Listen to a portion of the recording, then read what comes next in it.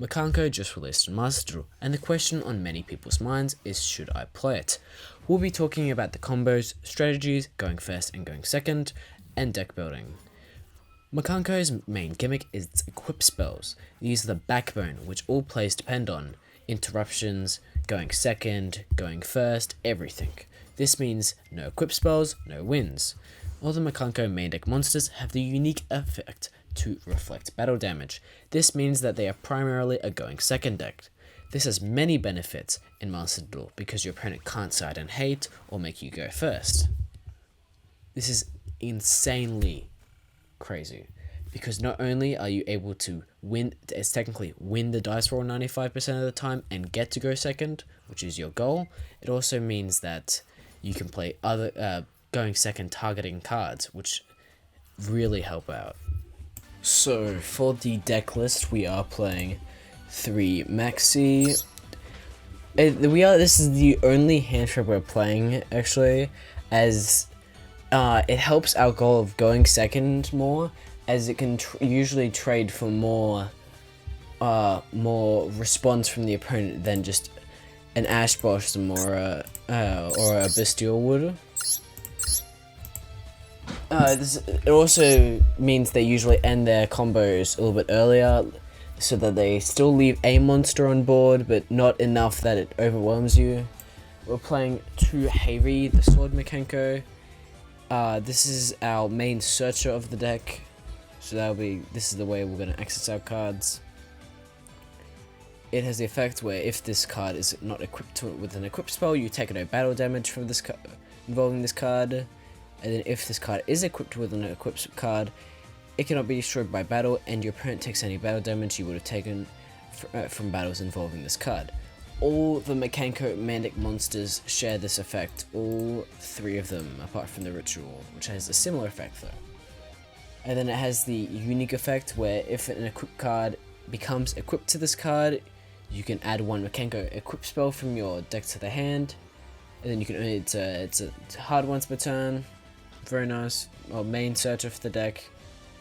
We're playing 1 Nini, the Mirror Mikanko, which has the same effect, and then its unique effect is during your opponent's turn, while this card is equipped with an equipped card, quick effect, you can target 1 face-up monster your opponent controls, take control of it until the end phase, and then it's a hard once per turn. The reason we're only playing 1 of this is because with our goal of going second and killing them, Nini doesn't help us do that. This is more of a going first Mikanko.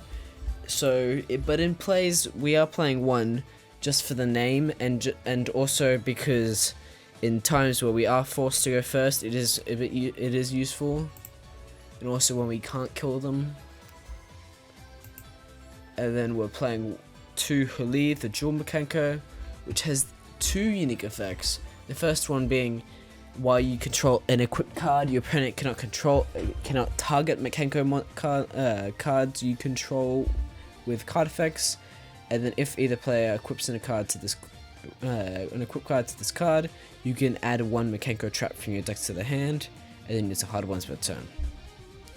This is very useful as it allows, not only is it if an equipped card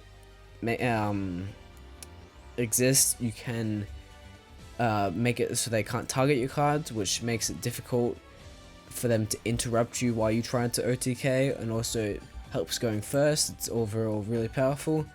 It also doesn't need to have the card equipped to itself, although you will want to get a card equipped to it for its battle reflection effects. And then also searches the 1 trap we're playing, which is very good.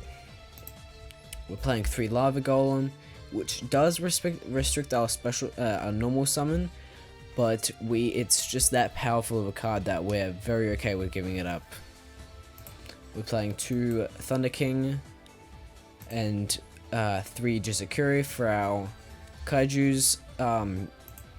These cards allow us to break boards so much easier than just using engine, especially with right now where Purely and Kashtira is running around because they only put up one good monster or two, which is then Lava Golem. Then we're playing 3 Ohime, the Manifested Mikanko, which has the effect where you can ritual summon this card with Mikanko Kagura, which we're not playing because it's bad. And then it cannot be destroyed by battle, or so your opponent takes any battle damage you would have taken from battles involving this card. And then so it's a similar effect to the other ones, but it doesn't need an equip card attached to it, which is very, very useful.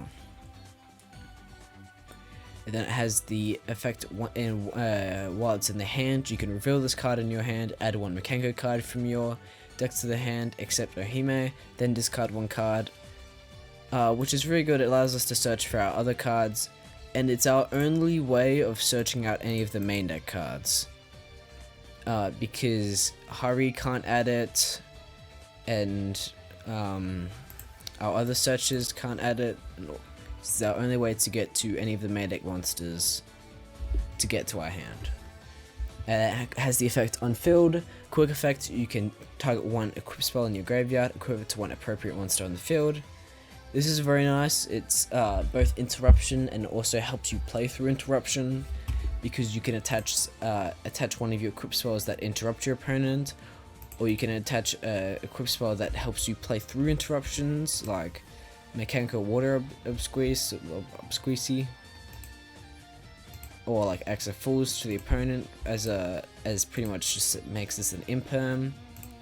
Then we're playing 3 Hidden Armory as our one of our searches, which is a very good effect. It has the effect where send the top card of your deck to the graveyard, add 1 equip spell from your deck to the deck or graveyard to your hand, and then you cannot normal summon or slash set the turn you activate this effect.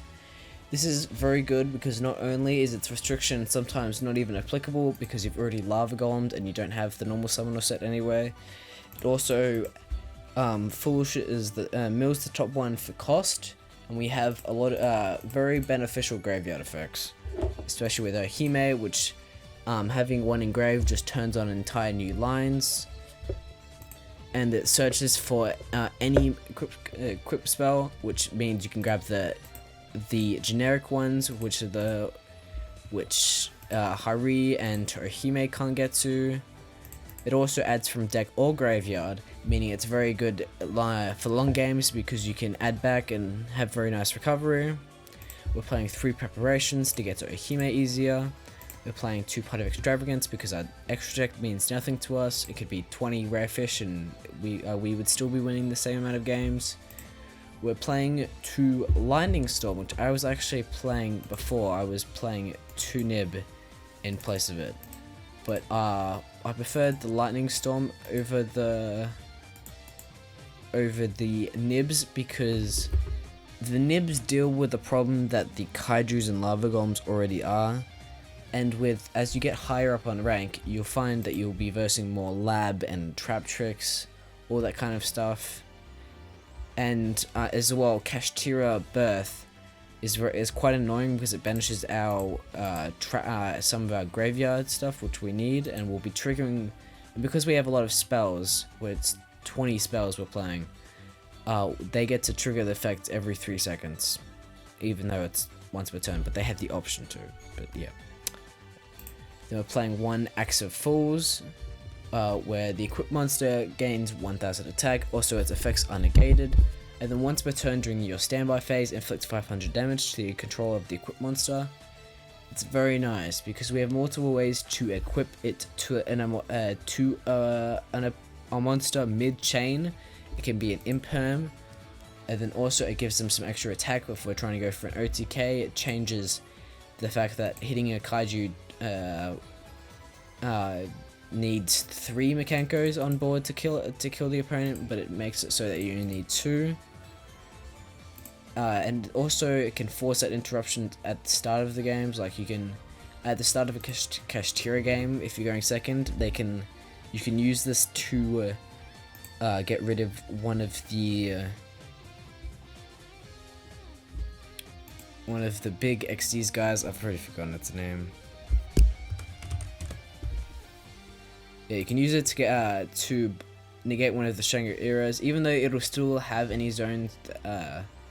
It'll still block the zones which already have been blocked, but it just means they can't activate it more times because we do banish once. So plus the times they're banishing themselves, they'll probably have a few zones blocked if we let them go loose. And then we're playing one double-edged sword, which is very nice.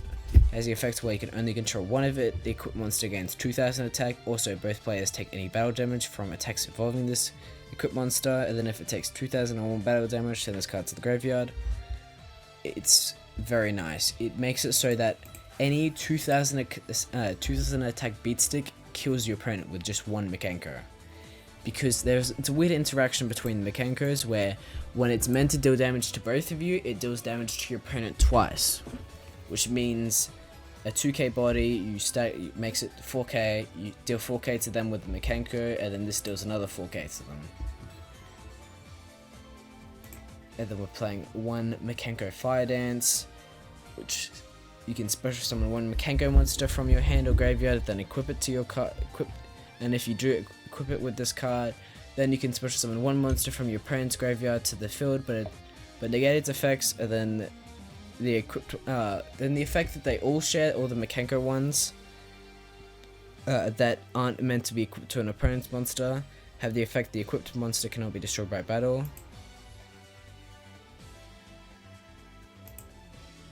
Yep. This is very useful because not only does it help your monsters get through interruption, it also means that because we don't have our normal summon with lava golems and hidden armory, it's a lot more. This is very helpful getting more bodies on field to OTK, and it also bringing back one monster from their graveyard means you can that might be the way you kill them with a kaiju. That might be a way to bounce back another card. There might be a card that they don't want, like if you're playing Kashtira, you can special summon one of their like a hand trap or something to their field, and then they can't special summon any of the Fenrirs or unicorns they have in their hand. So it's very nice overall. And sometimes it does, if there's a card, I found a few times where if there's a card in the graveyard that requires them to discard a card as cost, if you special summon to the back, because Master Duel players are absolute idiots, sometimes they'll activate the effect and discard for cost for nothing because it's negated.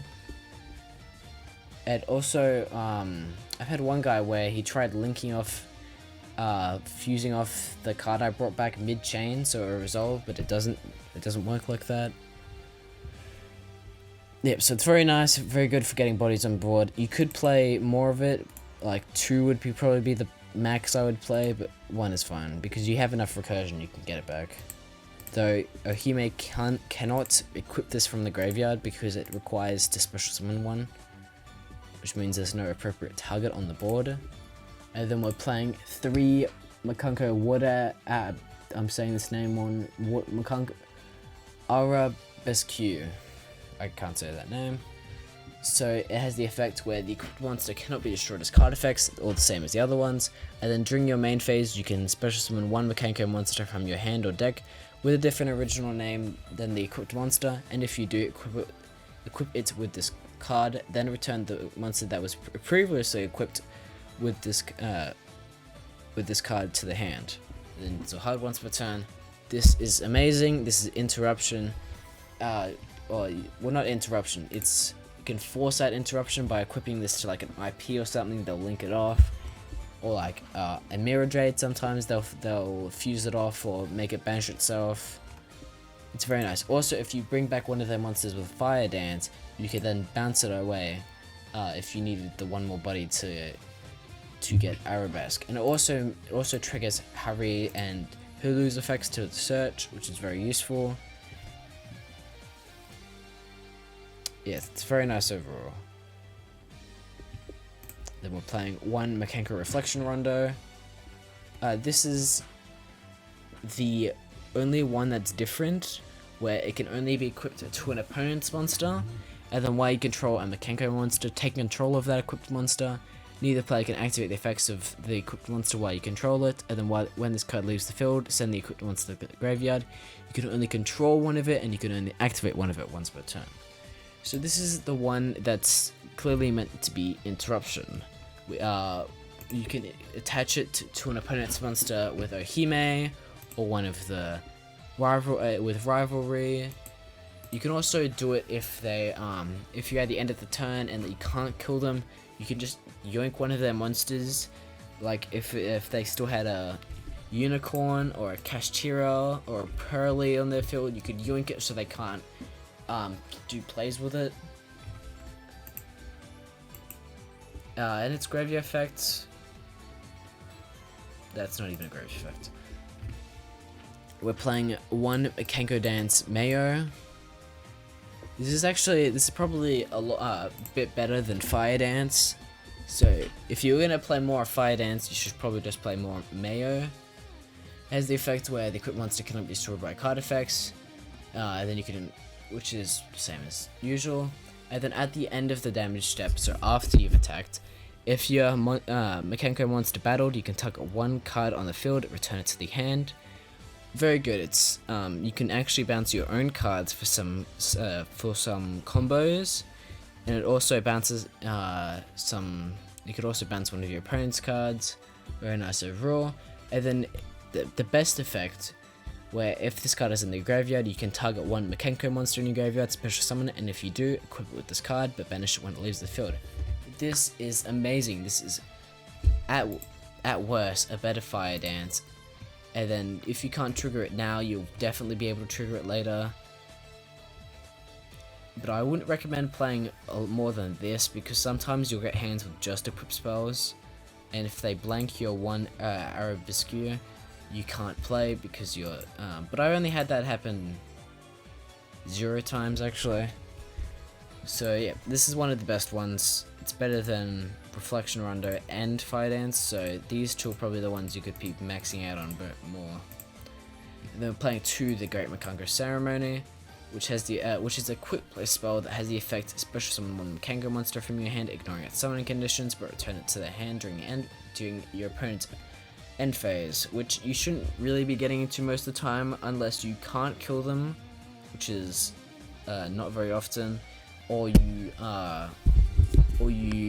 go first, which is when they get returns. But if not, this is actually better, because you can summon the Ohime because it ignores the summoning effect, and then it bounces back to your hand, and then you can get more searches, more stuff, which is honestly better than just having it on field more.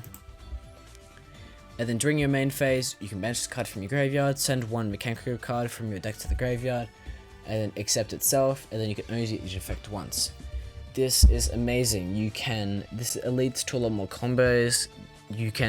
Because a lot of the cards have good foolish burial effects, it's very plus. It also means you can foolish the Reflection Rondo, and then Ohime can attach it, or you can foolish any of the equipped spells and Ohime can attach it. It's very nice overall. Or you can.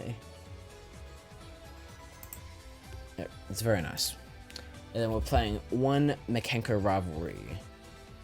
We're actually playing this one instead of the other one because it actually does its graveyard effect, and its normal effect is a lot better than Promise, which just special summons one from their deck, and then it special summons a Mikanko from the deck, then equips it with one equip spell from your hand or graveyard, and then banish that monster when it leaves the field. So that's just a Nitele, where this is interruption, plus it allows you to OTK easier, plus it has a very positive graveyard effect, which allows us to play, get more recovery and play through interruptions.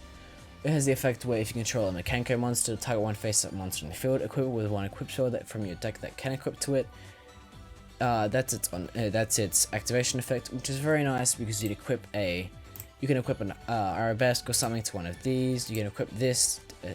Like if this doesn't have the targeting effect, you could then equip it on to get the targeting effect. You can equip on a Rondu to one of the opponent's monsters. so that you have 2 Snatch Steals if you summon the Nini, Rondo, and Nini, and that's not including the Hime, which this could have been Foolish Burial for the Hime. And then it has the grave effect. If an equip spell is sent to the graveyard while this card is in your graveyard, you can banish this card, then target 1 equip spell in your graveyard, add it to your hand. So this means if this card is in the graveyard and you do the combo where you attach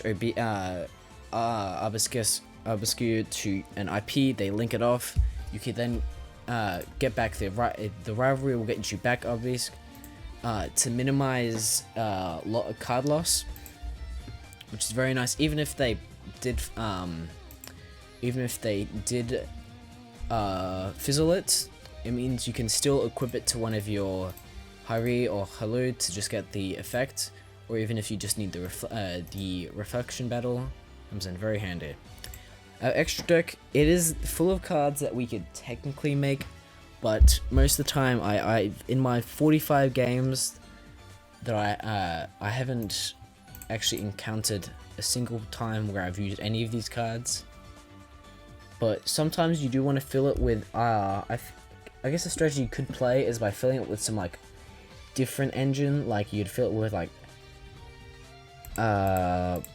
like Phantom Knights or something stupid, because you could play the Break Sword because you're playing level 3s, so that when they go to Kashtira to Unicorn to banish something, well, not so much Kashtira Unicorn, the other card Kashtira plays that lets them rip out a Diabolical guy, but I've never used it.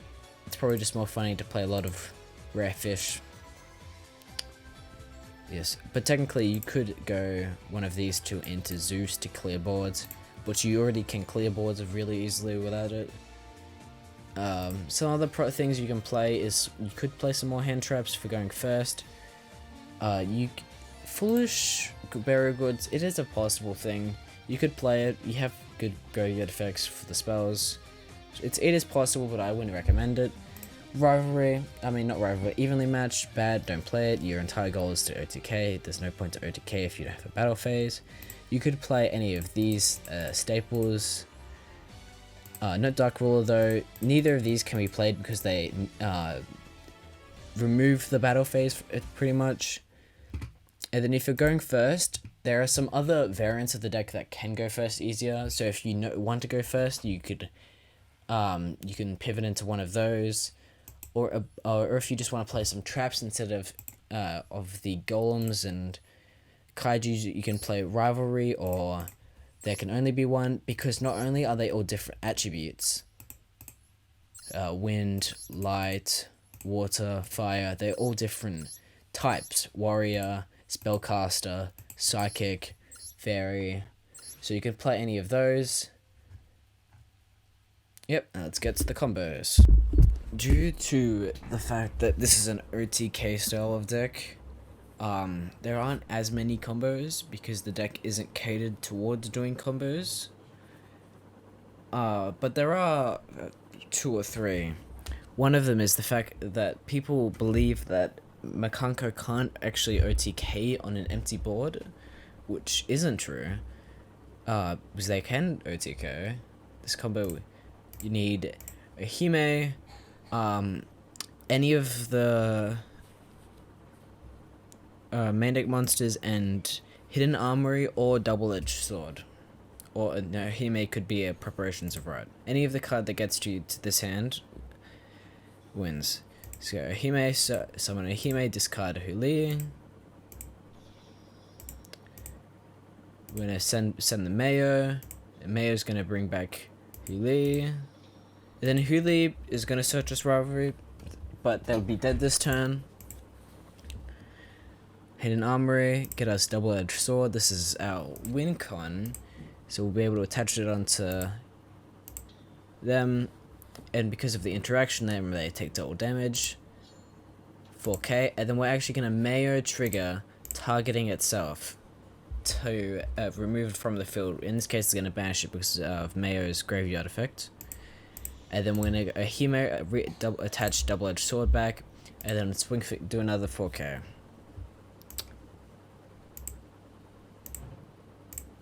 The next combo is our 2-card combo, and with Ohime and Huli.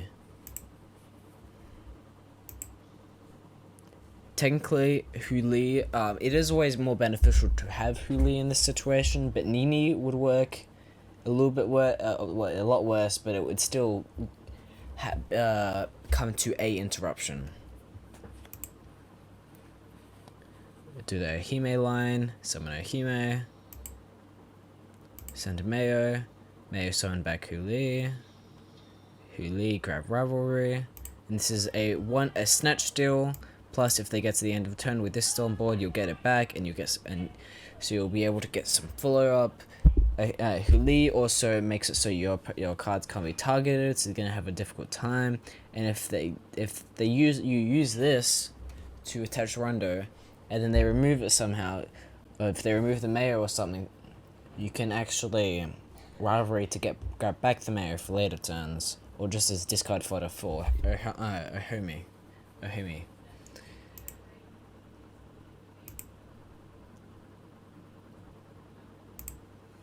So 3 card or 2.5 card, 2 cards and a discard fodder. Ohime, search great ceremony. Ceremony, bring out Ohime. Ceremony, send Arabesque. Arabesque is gonna attach onto itself with Ohime. Arabesque is gonna bounce Ohime to the field, to their hand, and grab a Hari. Hari's gonna search for Fire King summon Huli. Huli grab the Rivalry. So that is another snatch steal when they can't target our cards, and we now have guaranteed follow up with Ohime. And our last combo, 1 point. So just Ohime plus any card equals this combo.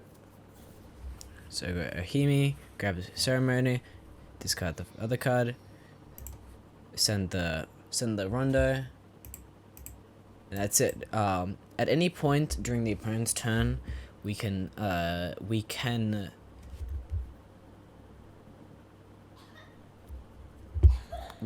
summon back. We can attach this to one of the opponent's monsters, but something else you could do is you could send an Arabesque, get that back, summon Huli, add Rivalry. It is better in the long term, but this is like if you have Huli or some other cards in hand which you also want to combo with, this is one of the combos. That's it for the Despia running around right now. I found a few. Usually because most of their end boards don't consist of anything apart from just big fusion monsters and back row. Depends on what back row they set matters more. They're gonna do some Super Echelon combo. This is a pretty nice hand. We got Preparations Bright, which has Ohime, and if you search Ohime, if you have Ohime plus ceremony, it's amazing because you get to search for any card. Because usually Ohime would have to search for ceremony to summon itself, but in this case you can search for any of the equips or something, or a missing piece, while you just have to because you don't have to search for the ceremony. And it also means you can search for one of the main decks or Mayo, discard that card, and then ceremony can Foolish, which is amazing. So in this case, they actually do get to trigger the Mirror Jade, so we do have to kill them this turn, otherwise we probably lose. Very, very odd.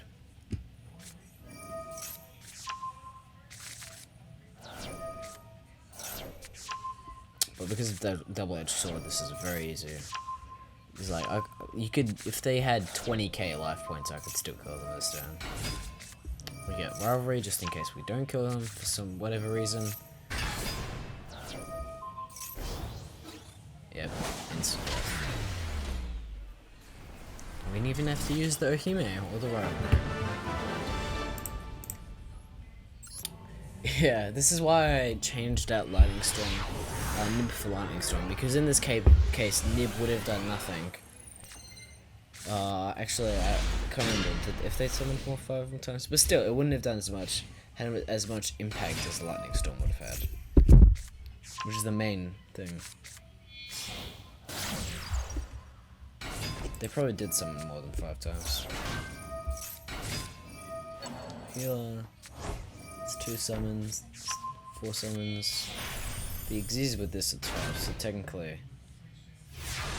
Yeah, so Nib would have technically been online, but it's just better to this. We're gonna pot here. It's a very nice Lightning Storm for. What are the cards hiding back there? 2 Grave Triggers die pile. What's this?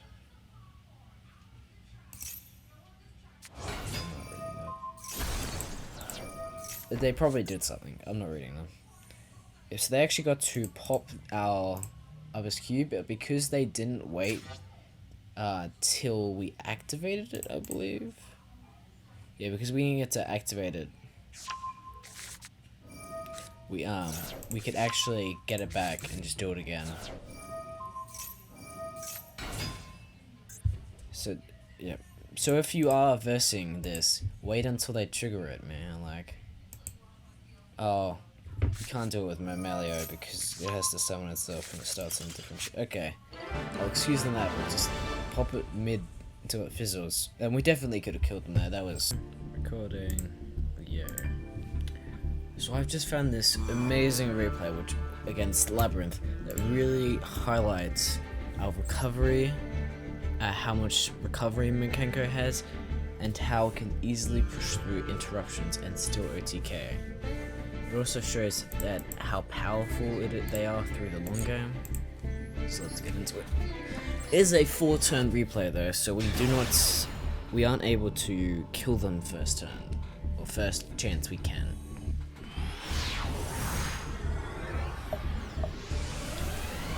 We're going second. It's pretty bad hand to be honest. Double Ohime, not a lot of double Ohime isn't something you want to be seeing, and Hudley is something we'd rather summon from the deck. But opening Ohime and Great Ceremony is pretty nice, and Lightning Storm is good because it's Labyrinth. And do some Labyrinth combos, only end on 3 back row though. I'm gonna draw Mayo for turn. Then they're gonna point for us, which is no good. Imagine they'll be ripping the Lightning Storm right out of our hands. Bye-bye. That's hand looped for 1. So now our hand is all engine. It's just gas, gas, gas. They're gonna hand loop us again.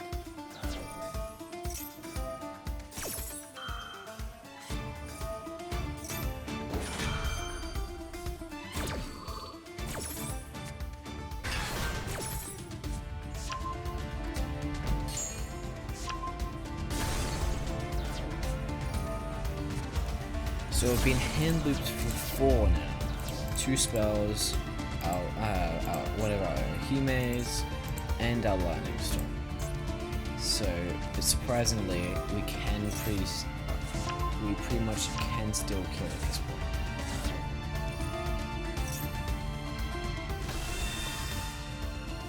We're gonna summon Ohime, we're gonna grab back. See Mayo just being an absolute powerhouse here and being able to trigger it, get us it's a +3 in this situation. I'm gonna grab us back up.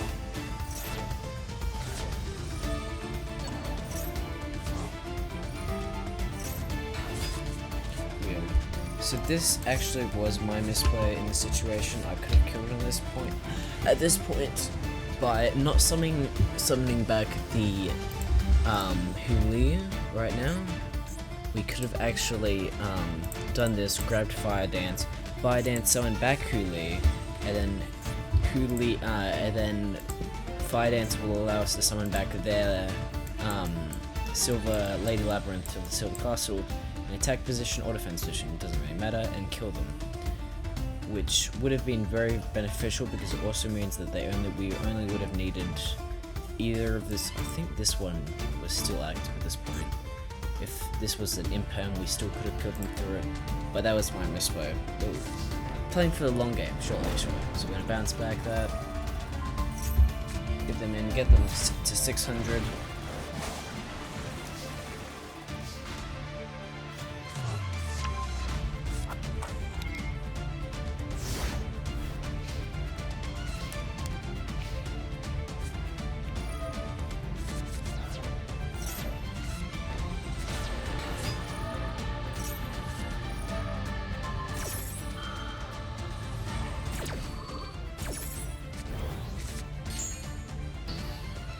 So we're gonna, in this case, we were able to use the rivalry as an imperm, negating the Arana,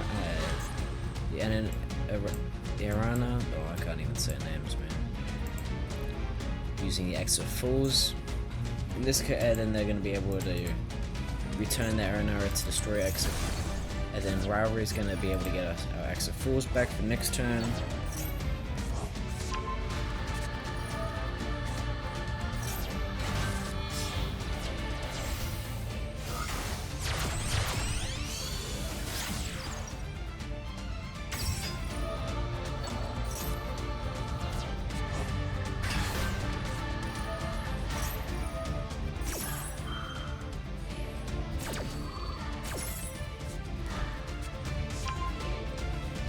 So in this case they were able to use the dimensional barrier to negate all rituals, which means our Ohime no longer has the effect to protect itself, so they were able to crash over it.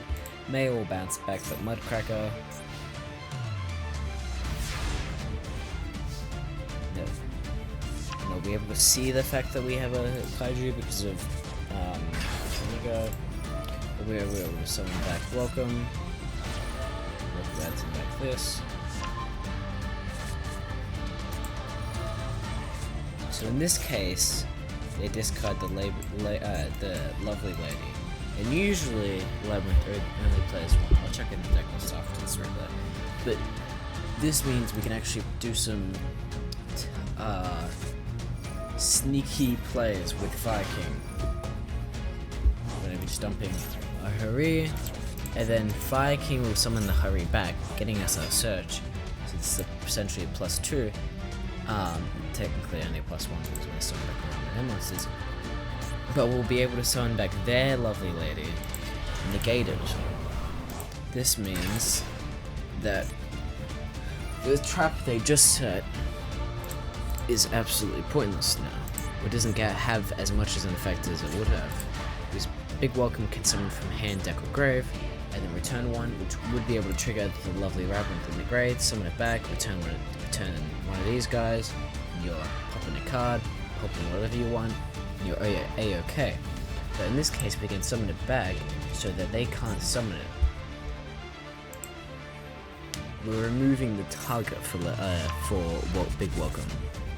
And they're pretty much dead anyway. There's 4, we could kill them a billion times over. Yeah, we could have, if they had 16k life points, we could have killed them still. So it's very nice. I believe, let me check.